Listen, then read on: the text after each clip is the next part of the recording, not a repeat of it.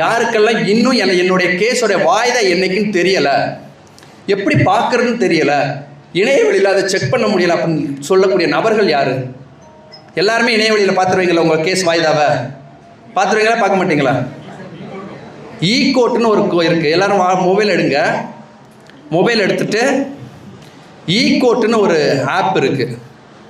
அது உங்களுக்கு நிறைய விஷயத்தில் வந்து உங்களுக்கு யூஸ் ஆகும். உங்களை வந்து வழக்கறிஞர் ஏமாற்றாமல் இருக்கிறதுக்கு என்னைக்கு வாய்தா சார் வரல சார், இன்னைக்குன்னு சொல்லுவதை நீங்கள் வந்து அதில் தெரிஞ்சுக்கலாம். அன்னைக்கு கோர்ட்டில் என்ன நடந்துச்சுன்னு நீங்கள் தெரிஞ்சுக்கலாம். ஆமாம், ப்ளே ஸ்டோரில். ஆமாம் சார், இந்த ஈகோர்ட் சர்வீஸ்னு ஒன்று இருக்கும். ஈகோர்ட் சர்வீஸ் ஆப் யாராச்சும் மொபைல் வச்சுருக்கீங்களா? எடுத்துட்டீங்களா? எடுத்தாச்சா? இப்போ சார் ஒரே நிமிஷம். இப்போ எல்லோரும் இன்ஸ்டால் பண்ணிட்டீங்களா? இன்ஸ்டால் பண்ணிட்டீங்கன்னா என்னங்கிறத சொல்லிடுறேன், உங்களுக்கு அது யூஸ் ஆகும். இந்த மாதிரி ஈகோர்ட் ஓப்பன் ஆகும். இந்த மாதிரி ஓப்பன் ஆகும். ஓப்பன் ஆன உடனேயே இங்கே இருக்கக்கூடிய இதில் இந்த கார்னர் இருக்குது பார்த்தீங்களா? இந்த கார்னரில் 3 கோடு இருக்கும். இந்த 3 கோடை நீங்கள் கிளிக் பண்ணணும்.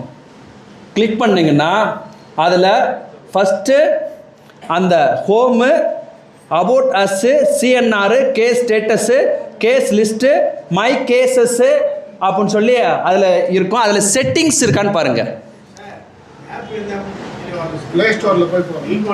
ஈகோர்ட் சர்வீஸ்னு ஒன்று இருக்கும். அப்போ அதில் 2 தராசை, இப்படி அந்த நீதி தேவதை தராசை பிடிச்ச மாதிரி ப்ளூ கலரில் இருக்கும். ஈகோர்ட் சர்வீஸ்னு இருக்கும். அப்போ அதில் போயிட்டு செட்டிங்ஸ்னு இருக்கும். செட்டிங்ஸை போய் கிளிக் பண்ணுங்க. செட்டிங்ஸை கிளிக் பண்ணிங்கன்னா அதில் 2 இருக்கும், 3 இருக்கும். ஒன்று ஹைகோர்ட்டு, அடுத்து டிஸ்ட்ரிக்ட் கோர்ட்டு, அடுத்து போத்துன்னு ஒன்று இருக்கும். அப்போ நீங்கள் உங்களுடைய கேஸ் வந்து ஹைகோர்ட்டில் நடக்கா, டிஸ்ட்ரிக்ட் கோர்ட்டில் நடக்கான்னு நீங்கள் தெரிஞ்சுக்கிறணும். தெரிஞ்சுக்கிட்டு இப்போ லோக்கல் உங்களுடைய இது வந்து டிஸ்ட்ரிக்ட் கோர்ட்டில் நடக்குன்னா டிஸ்ட்ரிக்ட் கோர்ட்டை கிளிக் பண்ணுங்கள். கிளிக் பண்ணிவிட்டு ஓகே கொடுங்க. இந்த மாதிரி ஓப்பன் ஆகும். அப்போ அதில் டாப்பில் என்ன இருக்கும் அப்படின்னா CNR number, case status, case list, my கேசஸ்ன்னு இருக்கும். இப்போ இங்கே மை கேசஸில் கிட்டத்தட்ட ஒரு 24 கேஸ் இருக்கும். அந்த 24 கேஸ் என்னுடைய கேஸு அந்த மை கேசஸில். அப்போ அதில் நீங்கள் ஆட் பண்ணி வச்சுக்கிறணும். என்னென்னைக்கு வாய்தா என்ன நடக்குன்னு சொல்லி பார்த்துக்கலாம். அடுத்து வந்து பார்த்தீங்கன்னா அந்த 24 இதில் வந்து பார்த்தீங்கன்னா அந்த கேஸ் ஸ்டேட்டஸ்ன்னு இருக்குது பார்த்தீங்கன்னா, அதை கிளிக் பண்ணுங்கள். கேஸ் ஸ்டேட்டஸை கிளிக் பண்ணிங்கன்னா இந்த மாதிரி வரும். அதில் என்ன சொல்லணும், ஃபர்ஸ்ட் ஒன்று வந்து கேஸ் நம்பர், அடுத்து party name, filing number, FIR number, advocate, act, case type, அது எல்லாமே இதில் இருக்கும். அப்போ உங்கள் மேலே ஒரு எஃப்ஐஆர் உங்கள் ஸ்டேஷனில் போட்டிருக்காங்க அப்படின்னா நீங்கள் என்ன பண்ணலாம்னு எஃப்ஐஆர் நம்பரை வச்சு அந்த கேஸ் வந்து என்னங்கிறத நீங்கள் தேடலாம். சார், ஒரு விஷயத்தை கண்டுபிடிக்கிறதுக்கு பல வழிகள் இருக்குது. இப்படித்தான் கண்டுபிடிக்கணும் சார், என் கேஸ் நம்பர் தெரிஞ்சால் தான் நான் தேடுவேன் சார், அப்படி தெரிஞ்சால் தான் நான் பார்ப்பேன் சார்லாம் கிடையாது. நீங்களாக தேடுவதற்கு, அதை கண்டுபிடிப்பதற்கு முயற்சி செய்யணும். முயற்சி செய்யாமல் எந்த விஷயத்தையுமே சாதிக்க முடியாது சார்.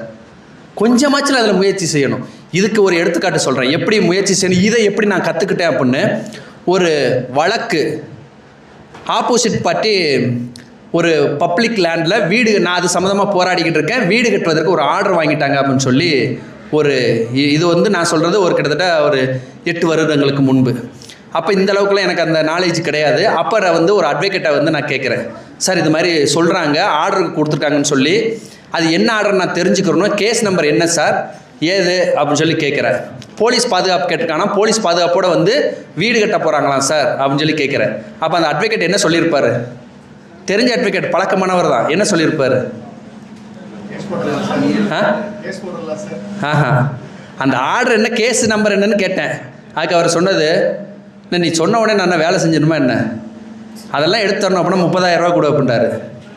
30,000 ரூபா கொடுக்கவா? ஏதோ சொன்ன மாதிரி உங்களுடைய ப்ராஜெக்ட் ஒர்த் என்ன, அதில் இத்தனை பர்சன்டேஜ் கொடுங்கன்ற மாதிரி அந்த லேண்டோட வேல்யூ என்ன, அவனுக்கு எவ்வளோக்கு கவர்மெண்ட் கொடுத்துச்சு எல்லாம் பாரு, இவ்வளோ ரூபா கொடுண்டாரு. என்னடா இவ்வளோ தூரம் நம்ம படிச்சிருக்கோம், ஒரு கேஸ் நம்பரை தேடி ஒரு ஜட்ஜ்மெண்ட் எடுக்க முடியாத, என்னதான் இருக்குன்னு சொல்லி அன்னைக்கு தான் நான் அந்த ஹைகோர்ட்டோட லாகின் எல்லாமே அன்னைக்கு தான் தேட ஆரம்பித்தோடனே அதில் என்ன இருந்துச்சு அப்படின்னா, இந்த மை கேஸ் நீங்கள் போன உடனேயே அந்த கேஸ் நீங்கள் போன உடனேயே அது என்ன சொல்லுது அப்படின்னா, கேஸ் நம்பர் இருக்குது, எனக்கு கேஸ் நம்பர் தெரியாது. அடுத்து பார்ட்டி நேம் யாருன்னு எனக்கு தெரியும், ஆதவன் பாலாஜி சார்னா ஆதவன் பாலாஜி சாரோட பேர் எனக்கு தெரியும். இல்லை அப்படின்னா அடுத்து ஃபைலிங் நம்பர் எனக்கு தெரியாது, என்னைக்கு ஃபைல் பண்ணியிருக்காங்க டேட்டு தெரியாது. அடுத்து என்னென்னா எஃப்ஐஆர் நம்பர், இப்போ என் மேலே எஃப்ஐஆர் போட்டிருக்குன்னா என் மேலே போட்ட எஃப்ஐஆர் நம்பர் தெரியும். அப்போ இதெல்லாம் தெரியும். எனக்கு தெரிஞ்ச உடனே இந்த செலக்ட் ஸ்டேட்னு ஒன்று இருக்குது பார்த்தீங்களா, ஃபஸ்ட்டு மேலே பார்த்தீங்கன்னா அந்த செலக்ட் ஸ்டேட்னு இருக்கும், 2 இருக்கும். ஒன்று ஸ்டேட்டை செலக்ட் பண்ணணும், எல்லா ஸ்டேட்டும் இருக்கும் இந்தியாவில் இருக்குது, அதில் நம்ம தமிழ்நாடை செலக்ட் பண்ணணும். அந்த தமிழ்நாடு இப்போ வந்து நான் எடுத்த உடனே தமிழ்நாடை கொடுத்த உடனே அது தமிழ்நாடை கொடுத்துட்டேன். அடுத்து என்ன பண்ணுறேன், என்னுடைய மாவட்டம் இப்போ தென்காசியை வந்து நான்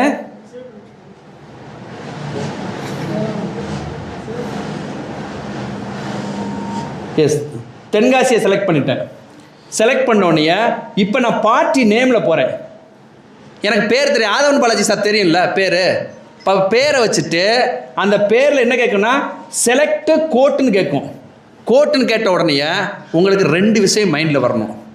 ஒன்று உரிமையல் வழக்கா, கிரிமினல் வழக்கா.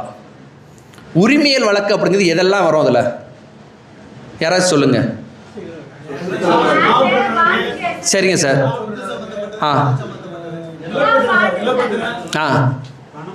பணம் கொடுக்கல் வாங்கல் இதெல்லாம் வந்து உரிமையில் வரும். அடிதடி மண்டையை உடைக்கிறது, எஃப்ஐஆர் போடுறது, இதெல்லாமே வந்து என்ன வரும், கிரிமினலில் வரும். அப்போ நான் அதை போன உடனே என்ன பண்ணுறேன், ஃபஸ்ட்டு செலக்ட் த கோர்ட்டுன்னு வரும். கோர்ட்டுன்னு வந்தோடனே என்னுடைய இது என்னன்னு பார்ப்பேன். நான் சங்கரங்கோயிலா, சிவகிரியா, தென்காசியா, இல்லை ஆலங்குளமா என்னென்னு நான் பார்த்துட்டு அதை நான் செலக்ட் பண்ணுறேன். செலக்ட் பண்ணிவிட்டு என்டர் த பார்ட்டி நேம்னு இருக்கும். அந்த பார்ட்டி நேம் யாரோ அவங்க பேரை என்ட்ரு பண்ணுவேன். என்ட்ரு பண்ணிவிட்டு கீழே வந்து இயர் ஓரளவுக்கு உங்களுக்கு குறிப்பிட்டு தெரியணும். தெரிஞ்சால் இப்போ 2020 ஃபைல் ஆகிருக்கா, 21 22லான்னு சொல்லி இயர் தெரிஞ்சுன்னா நீங்கள் அதை ஃபைல் பண்ணிவிட்டு அப்போ அந்த இயர் நீங்கள் போட்டு பாருங்கள். போட்டுட்டு அடுத்து என்ன கேட்கும் அப்படின்னா ஒரு 3 விடயங்கள் கேட்கும். ஒன்று பெண்டிங், அடுத்து டிஸ்போஸ், அடுத்து போத். எனக்கு அந்த வழக்கு பெண்டிங்கில் இருக்கா, இல்லை டிஸ்போஸ் ஆயிடுச்சா, டிஸ்மிஸ் ஆயிடுச்சா, ஆர்டர் ஆயிடுச்சான்னு எனக்கு தெரியாது. அப்போ நான் என்ன பண்ணணும், போத்துன்னு கொடுத்துடணும். அது பெண்டிங்கில் இருந்தாலும் எனக்கு காட்டு, இல்லை அந்த வழக்கு முடிச்சிருந்தாலும் எனக்கு காட்டுன்னு சொல்லி போத்துன்னு கொடுத்து நீங்கள் ஓகே பண்ணிட்டீங்க அப்படின்னா அந்த ஆதவன் பாலாஜி அப்படிங்கிற ஒரு பேரில் இருக்கக்கூடிய அத்தனை வழக்குகளும் இவர் மட்டும் இல்லை, அந்த நீதிமன்றத்தில் நடக்கக்கூடிய அத்தனை வழக்குகளும் வந்துடும். இவர் மட்டும் ஆதவன் பாலாஜியாக இருக்க மாட்டார், நான் மட்டும் சதீஷாக இருக்க மாட்டேன், பல நபர்கள் இருப்பாங்க, அவங்களுக்குள்ளதெல்லாம் வரும். அப்போ அடுத்து நீங்கள் என்ன பார்க்கணும் அப்படின்னா இவர் யாருக்கு ஆப்போசிட்டில் கேஸ் போட்டிருக்காரு அப்படின்னு நீங்கள் பார்க்கணும். சிலக்குள்ளதில் இந்த state representative by inspector of the போலீஸ்னு இருக்கும். அப்போ அது வந்து எஃப்ஐஆர் வழக்காக இருக்கும். இனி ஒன்றில் பார்த்தீங்கன்னா டிஸ்ட்ரிக்ட் கலெக்டரு இல்லை தாசில்தார்னு போட்டிருப்பாங்க. சிலக்குள்ளதில் இப்போ ஆதவன் பாலாஜி வெர்சஸ் சதீஷ்னு இருக்கும். அப்போ அது யாருன்னு சொல்லி நீங்கள் அதை ஒன்றா பொறுமையாக உட்காந்து நீங்கள் தேடணும். இதை தேடி ஒரு நாள் உட்காந்து ஒரு 4 மணி நேரம் நான் செலவிட்டு, கிட்டத்தட்ட நான் சொல்வது முன்பு செலவிட்டு தெரிஞ்சிச்சுங்களா. இப்போ இதில் போய் இதில் வந்து இப்போ கேஸ் நம்பர் நமக்கு தெரியாது. இப்போ பார்ட்டி இப்போ இருக்குது பார்த்தீங்களா, அந்த பார்ட்டி நேம் வந்து நான் போடுறேன், என்னுடைய பேரே போடுறோம்னு வச்சுக்கோங்க.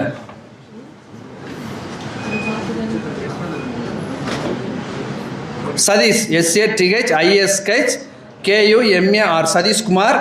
இயர் வந்து ஒரு 2022ன்னு போடுறேன். போட்டுட்டு போத்துன்னு கொடுத்த உடனே சர்ச் கொடுக்குறேன்.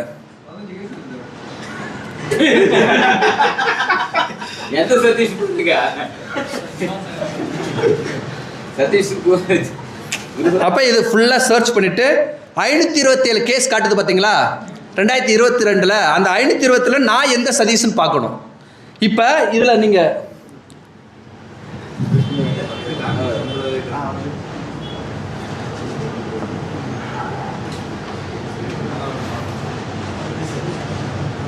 இதில் நீங்கள் வந்து இந்த கேஸை வந்து லிஸ்ட்டோ என்ன ஆகும் அப்படின்னா கிட்டத்தட்ட ஒரு 125 அந்த இது இருக்குது. அதாவது கேஸ் வந்து டைப் வந்து 125 விதமான வழக்குகள் இருக்குது. WFP அப்படின்னா என்னது? Writ petition. WFP-MD mandamus, writ mandamus. OS original suit. AS CRL யாருக்கு எதிராக போவாங்க?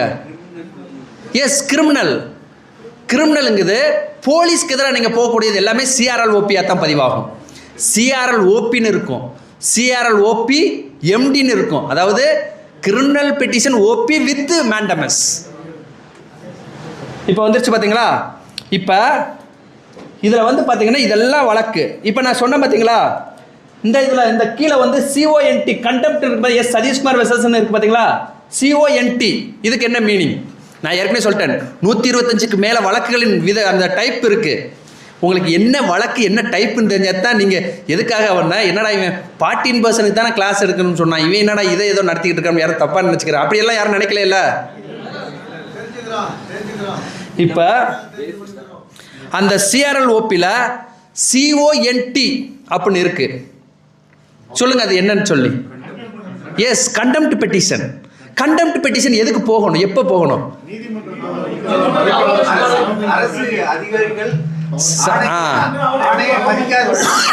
இங்க இன்னொரு விஷயம், டெஃபினேஷன் சார் சொன்னதுலேருந்து வரேன். சொல்லுங்க சார், நீங்க மட்டும் சொல்லுங்க. அரசு அதிகாரிகள் ஆணை, கோர்ட் ஆணையை மதிக்காத போது கோர்ட் அவமதிப்பு வழக்கு செய்ய வேண்டும். அதாவது ஐயா சொன்னாங்க, நாங்கள் இப்போ பிரைவேட்டா அரசான்னு நான் போகலை. ஐயா சொன்ன வார்த்தையிலேருந்து ஒரு வார்த்தை எடுக்கிறேன். அரசு அதிகாரிகள், அதிகாரிகள்னா யார்? இதை எனக்கு யாராச்சும் டெஃபினேஷன் கொடுங்க, யாராச்சும் சொல்லுங்க. இதுலேருந்து நம்ம ஆரம்பிப்போம்.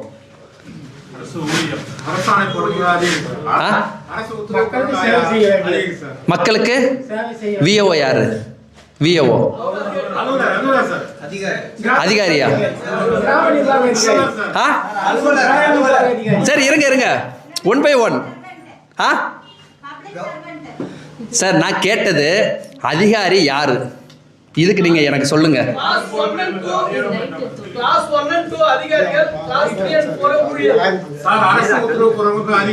சார் நான் அதிகாரி, ஊழியரா, சர்வண்டா, இதெல்லாம் நான் வரவே இல்லை.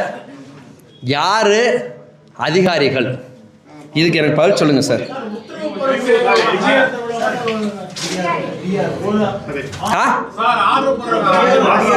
சார் இருங்க சொல்லுங்க சார், நீங்க சொல்லுங்க. ஒயிட் ஷர்ட் நீங்க சொல்லுங்க. DRO யார் சார்? டிஸ்ட்ரிக்ட். அவருடைய பேர் தமிழ்ல சொல்லுங்களேன். அலுவலர் எப்படி சார் அதிகாரி ஆனாரு? Sir yes, absolutely correct. ஒருவருக்கு மற்றவர்கள் அதை பின்பற்றணும் சொல்லி உத்தரவு பிறப்பிக்கக்கூடிய அதிகாரம் யாருக்கு இருக்கோ அவர் தான் வந்து அதிகாரி.